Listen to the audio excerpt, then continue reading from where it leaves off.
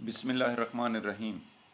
अज़ीज़ तलबा, हम परवीन फ़नाज़ सैयद की गज़ल जो क्लास नाहम के निसाब में शामिल है, काश तूफ़ान में सफ़ीने को उतारा होता, उसके शेर नंबर 3 की आज और 4 की तशरीह करने जा रहे हैं। तो सबसे पहले शेर आप समात फरमाएं। तुम ही वाकिफ़ न थे आदाब जफ़ा से वरना, तुम ही वाकिफ़ न थे आदाब वफ़ा से वरना, हमने हर जुल्म को हंस हंस के सहारा होता। तो तशरीह करने का एक नमूना मैं आपके सामने पेश कर रहा हूँ। सबसे पहले आपने हेडिंग देनी है हवाला मतन। हवाला मतन में दो चीज़ें होती हैं, तो उसमें सिनफ़ सुखन गज़ल और शायर या शायरा का नाम, तो परवीन फ़ना सैयद। उसके बाद आपने हेडिंग देनी है मुश्किल अल्फाज के मानी, तो शेर के अंदर जो भी मुश्किल अल्फाज होंगे उनके मानी लिखने हैं और उसके बाद फिर उसका मफ़हूम आपने लिखना है और फिर उसके बाद तशरीह लिखनी है।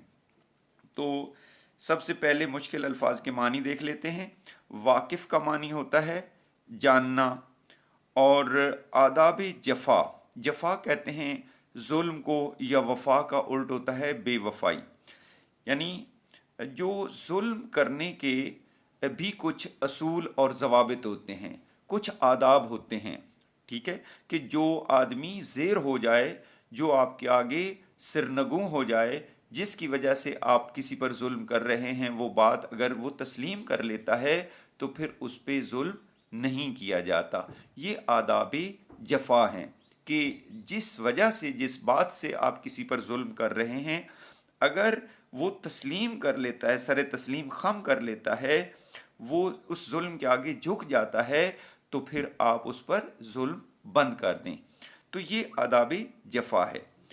तो इसके बाद सहारा होता, सहारना होता है बर्दाश्त करना, तो बर्दाश्त किया होता। तो इस शेर का मफहूम कुछ इस तरह बनेगा, ए महबूब तुम आदाब वफा ना निभा सके, यानी जो जुल्म के भी दस्तूर और तरीके हैं, वो तुम उनको उन पे भी पूरा नहीं उतरे। ए महबूब तुम आदाब जफ़ा न निभा सके, वरना हमने हर जुल्म को बहुत हंस कर बर्दाश्त किया था। हमने तो यानी हमने जुल्म को बर्दाश्त कर लिया, इसके बावजूद भी तुमने अपना जुल्म बंद नहीं किया। तो ये आदाबी जफ़ा के ख़िलाफ़ है। जुल्म के जो कोई असूल, तो वैसे जुल्म के कोई नहीं होते, लेकिन इन अगर जिसकी वजह से जुल्म हो रहा है, इन असूलों को भी, इन को मद्देनज़र रखें तो जुल्म बंद हो जाना चाहिए। तो लेकिन ए महबूब तुमने जुल्म बंद नहीं किया।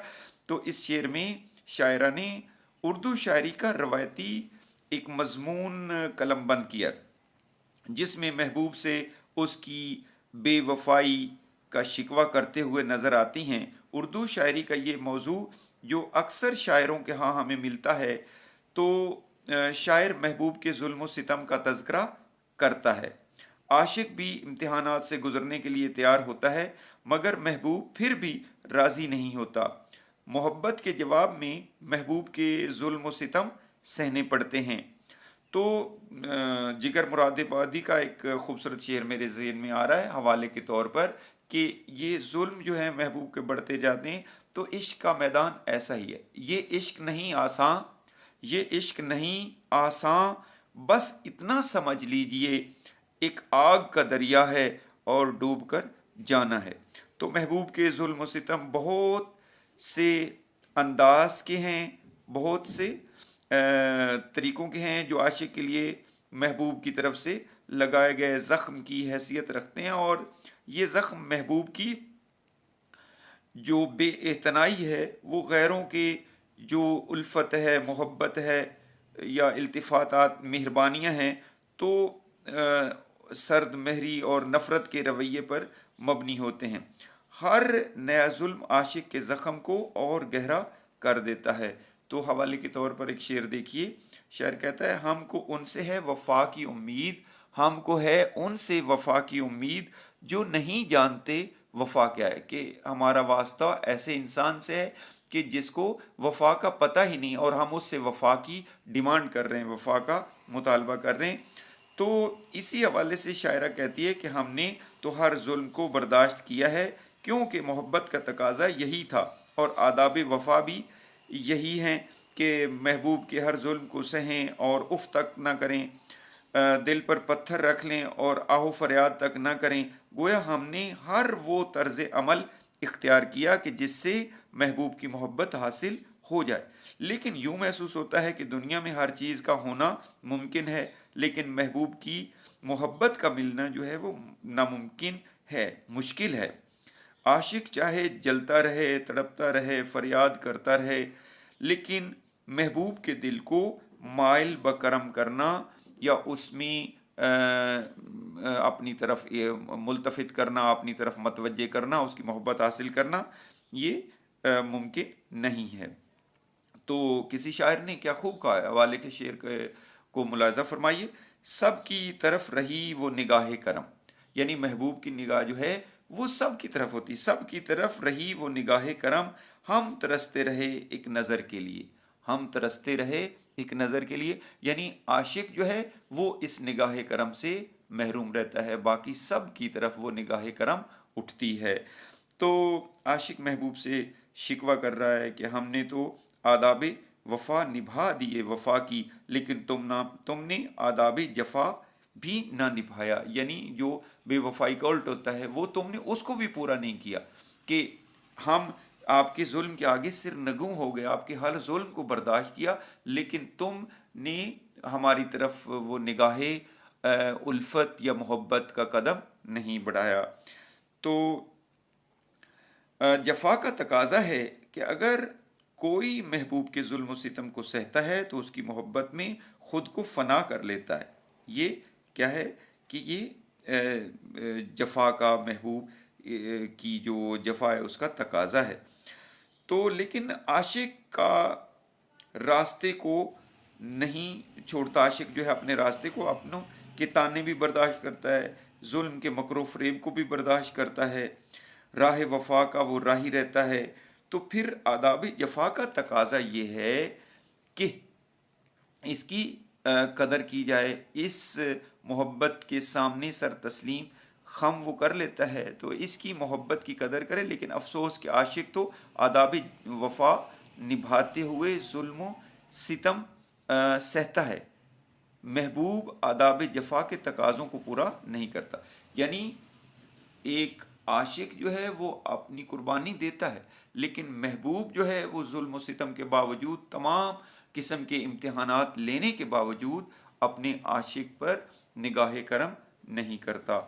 تو دیکھیے ایک خوبصورت شعر، ہر حال میں ہم تم سے وفا کرتے رہیں گے، یعنی عاشق کہہ رہا ہے کہ ہم ہر حال میں ہم تم سے وفا کرتے رہیں گے، دل توڑنے والوں کی شکایت نہ کریں گے، دل توڑنے والوں کی شکایت نہ کریں گے۔ تو یہ تیسرے شعر کی تشریح مکمل ہوگی۔ اب ہم چوتھے شعر کی جانب بڑھتے ہیں۔ غم تو خیر اپنا مقدر ہے سو اس کا کیا ذکر، غم تو خیر اپنا مقدر ہے سو اس کا کیا ذکر، زہر بھی ہم کو بصد شوق گوارا ہوتا۔ تو اس میں پہلے مشکل الفاظ کے معنی دیکھیں تو مشکل الفاظ کے معنی میں مقدر کہتے ہیں قسمت کو، بصد شوق ہوتا ہے شوق کے ساتھ، اور گوارا کا معنی ہوتا ہے قبول ہے، ہم یعنی مانتے ہیں اس بات کو، ہمیں یہ برداشت ہے، قبول ہے۔ تو مفہوم اس کا کچھ اس طرح بنے گا، اے محبوب غم تو ہم برداشت کر رہے تھے، تم سے اتنی محبت کرتے ہیں کہ اگر تم زہر بھی کھانے کو دیتے تو ہم انکار نہ کرتے، وہ بھی ہمیں قبول ہوتا۔ تو آگے دیکھیے اس کی تشریح کچھ اس طرح ہوگی۔ تو اس شعر میں بھی شاعر نے ایک روایتی موضوع کو بیان کیا ہے اور اس میں بڑی جدت بھی وہ پائی جاتی ہے اس شعر میں۔ تو شاعرہ کہتی ہے کہ عاشقی ایک ایسا راستہ ہے کہ جس میں عاشق کو کہیں قرار نہیں ملتا، دنیا اپنی تمام تر وسعتوں کے باوجود اس پر تنگ ہو جاتی ہے، کہیں اسے گوشہ عافیت یا امن کی جگہ نہیں ملتی، راتیں بے خواب یعنی جاگ کر وہ گزارتا ہے، اور دن بے چین ہوتے ہیں ایک عاشق کے، سکون اس کا ختم ہو جاتا ہے، बेकरारी उसकी ज़िंदगी का हिस्सा बन जाती है, आसमान दुश्मनी पर उतर आता है, यानी किस्मत मुकद्दर उसका साथ नहीं देता, तो अपने बेगाने हो जाते हैं। और वही ज़िंदगी जो सुकून व राहत का गहवारा होती है, कांटों का बिस्तर बन जाती है एक आशिक के लिए। तो एक शेर मुलाहज़ा फरमाइए, इसी मौजू को बयान करते हुए किसी शायर ने क्या खूब कहा है, शिश जहत यानी 6 तरफ़ें जो हैं, मशरिक़ मगरिब शुमाल जमुन जनूब ज़मीन आसमान, इन 6 सिमतों में शिश जहत अब तो तंग है हम पर, शिश जहत अब तो तंग है हम पर, इससे होते ना हम दो चार ए काश, इससे होते ना दो चार, इससे होते ना हम दो चार ए काश। तो एक और शेर मुलाहज़ा फरमाइए, तो दिल ही उसका जानता है जिस पे गुज़र रहे ये हाल, बहुत खूबसूरत शेर है, ये हवाले का शेर देखिए, दिल ही उसको जानता है जिस पे गुज़र रहे ये हाल, इश्क का सद ज़बानों से बयां होता नहीं, सद कहते हैं सैकड़ों को, तो इश्क का सैकड़ों ज़बानों से जितनी इसको एक्सप्लेन करेंगे कि बयान करने की कोशिश करेंगे, इतना ये नहीं समझ आता। ये प्रैक्टिकली जिस पे ये हालत गुजर रही है उसको ही इसका पता होता है कि इश्क क्या चीज़ है। तो गर्ज ये कि इतना कुछ बर्दाश्त करने के बावजूद महबूब को मोहब्बत पर यकीन नहीं आता, इसके जुल्म व सितम इस तरह जारी रहते हैं, इसकी जो मेहरबानियाँ हैं वो गैरों पर रकीबों के लिए होती हैं, और इसके हिस्से में सिर्फ महबूब की नफ़रत, हकारत और बेएतबारी ही आती है, यानी आशिक के हिस्से में। और जुल्म व सितम का ये सिलसिला इतना लंबा होता है कि एक ज़ख़म भर नहीं पाता तो अगला लगने वाला ज़ख़म इसको और गहरा कर देता है।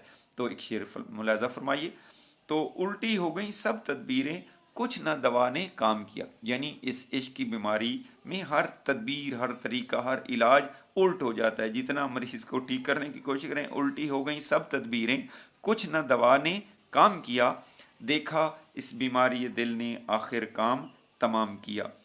तो एक और शेर मुलाहज़ा फरमाइए कि जो इस इश्क के मैदान में इंसान को सामना करना पड़ता है, तो वो कहते हैं कि बल्कि शेर से पहले ये देखिए कि हकीकत तो यह है कि इंसान के लिए सबसे कीमती चीज़ उसकी अपनी ज़ात होती है, जिसके लिए वो अपनी ज़िंदगी की तमाम तगोदो करता है।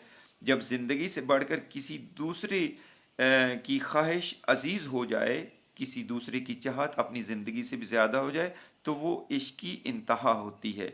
इस शेर में शायरा ने अपने जज्बों की शिद्दत और इश्क की इंतहा को बयान किया है। और दूसरा पहलू ये निकलता है कि आशिक महबूब को ये एहसास दिलाना चाहता है कि हम इन लोगों में से नहीं हैं जो ज़िंदगी की मुश्किलात से घबरा कर इश्क का रास्ता छोड़ देंगे, हम वो हैं जो ना सिर्फ मुश्किलात बर्दाश्त करेंगे बल्कि अगर जान की बाजी भी लगानी पड़ी तो भी पीछे नहीं हटेंगे। तो अब मुलाहज़ा फरमाइए, जो हवाले का शेर मैं आपको सुनाना चाह रहा था, गरबाजी इश्क की बाजी है, गरबाजी इश्क की बाजी है, जो चाहो लगा दो डर कैसा, गर जीत गए तो क्या कहना, हारे भी तो बाजी मात नहीं। और एक आशिक जो है वो अपने महबूब पर अपनी जान कुर्बान करने के बाद भी वो मुतमईन नहीं होता, वो उस पर और वो चाहता है कि और भी कुछ हो तो मैं इस पर कुर्बान कर दूं। तो बकौल किसी शायर कि जान दी हुई उसी की थी, जान दी हुई उसी की थी, हक तो ये है कि हक अदा ना हुआ। तो बहरहाल 4 शेर हमने मुकम्मल कर लिए। अब हम अगले लेक्चर में 5वें और छठे लेक्चर की शेर की तरफ बढ़ेंगे।